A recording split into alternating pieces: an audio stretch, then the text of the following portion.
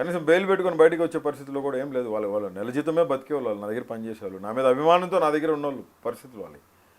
నేను పారిపోతే నా క్యాడర్ ఏమనుకుంటుంది, నేను పారిపోతే వాళ్ళే ఏమనుకుంటారు. అనిల్ గారు మీరు తప్పించుకుని తిరగలేదా? ఎవరు? మీరు. ఎక్కడ తప్పించుకుని తిరిగాను? ఫస్ట్ 15 to 20 days 18 days నేను రామదాస్ సత్వాల గారి దగ్గరే ఉన్నాను.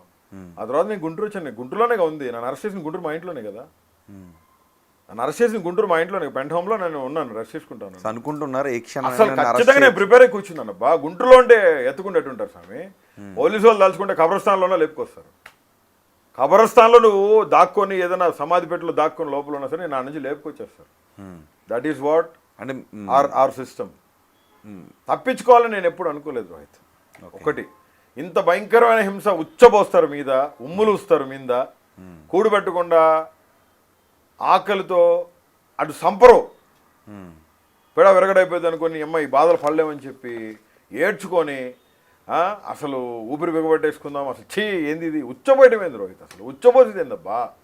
ఒక మనిషి మీద ఉచ్చబోసేదానికంటే అంతకంటే గౌరవం ఇంకేమైనా ఉందా?